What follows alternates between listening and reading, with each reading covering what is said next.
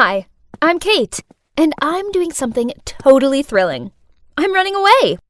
Just picturing my parents' worried faces makes me smile. Why, you ask? They deserve it for trying to send me, their beloved only daughter, to some disgusting girls' boarding school. Yuck! No parties, the grossest uniform, bossy supervisors, and no hot-muscled guys. Ugh!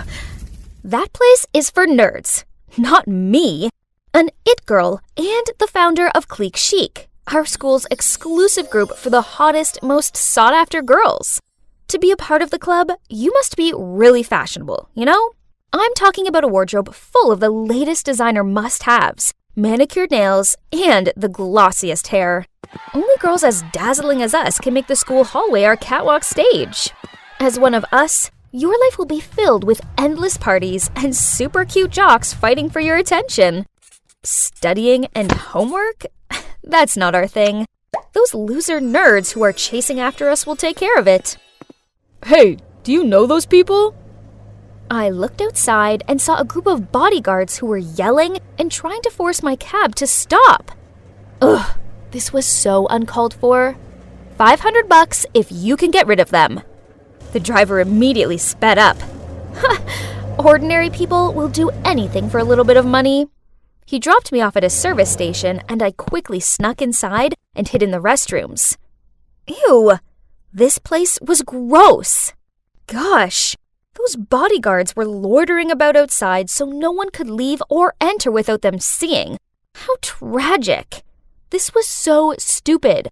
All my parents needed to do was let me stay at home for the summer. But no, they sent those bodyguards after me to ruin my life. Suddenly, a cubicle door flung open and knocked into me. Ouch! Are you blind? What are those glasses even for? I'm sorry. The girl quickly apologized, then she bent down to pick her fallen stuff up. But when she looked up, I gasped in shock. Holy guacamole! What in the world? She looked exactly like me. I mean, at least her face did. Her style was disgusting and old-fashioned. Ew. But given my dire situation, I came up with an amazing idea. Okay, so this is weird. Do you want to make some money? And I mean a lot of money? She gave me this dumbfounded look. Ew, I hope I didn't get frown lines like she did when I screwed up my face. They were ghastly. I have a really lucrative job for you. As you can see, we have similar faces. Freaky, but fortunate. So I need you to pretend to be me and live my rich life for a month or two. Here's my Twitter account. Just skim through it. You can learn everything about me there. It should be enough for you to play the part and avoid my family's suspicion. And here's your payment. I rifled through my bag and handed her the rest of the cash. Jeez, this must be a huge amount for her, as her eyes lit up like she was seeing money for the first time, and she immediately took it. We quickly exchanged clothes, and as instructed, she went outside to hand herself over to the bodyguards. Freedom! Now bring on one long, hot summer of fun.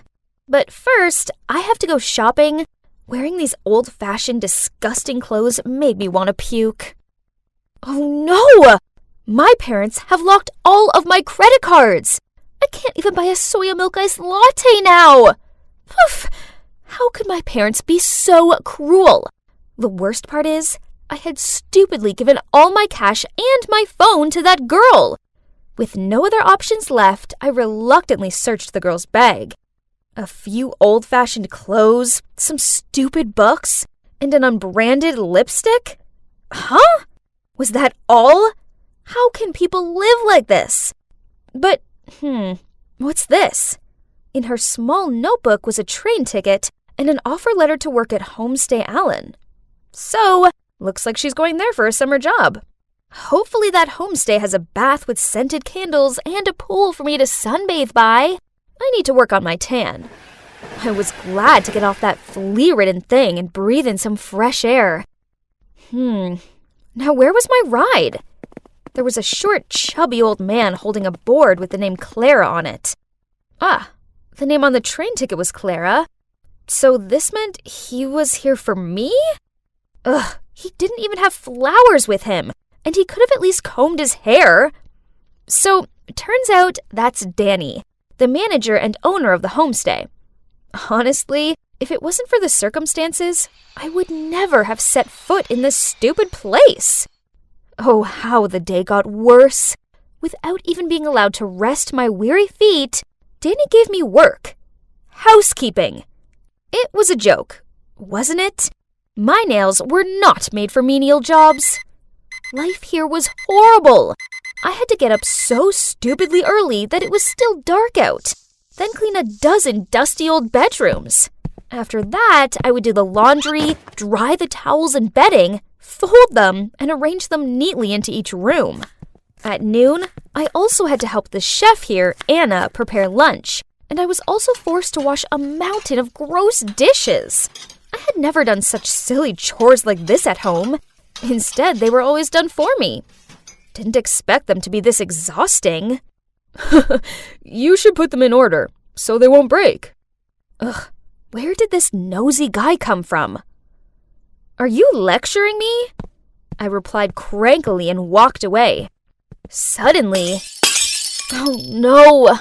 This was the 9th time I'd broken stuff since I'd arrived here, and that wasn't counting my poor broken nails.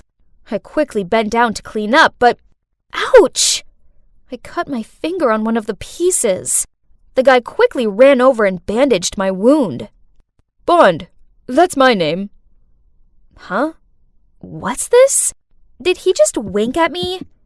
My heart was pounding. He was cute. Yeah, he was really cute. I'm Clara. Go do something else.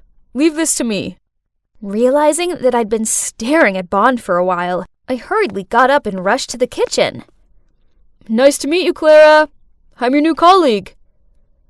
Well, that's not so bad. At least I have someone to share my workload with and to chat. The next morning, I was cleaning the floor, half asleep, when Bond came over, put an AirPod in my ear, and winked at me. Imagine you're dancing. Then you won't feel so tired anymore. Okay, this sounded kinda lame, but at least no one else was around to see me, so I decided to just go with it. So I gave it a try, with Bond, and I relaxed a little.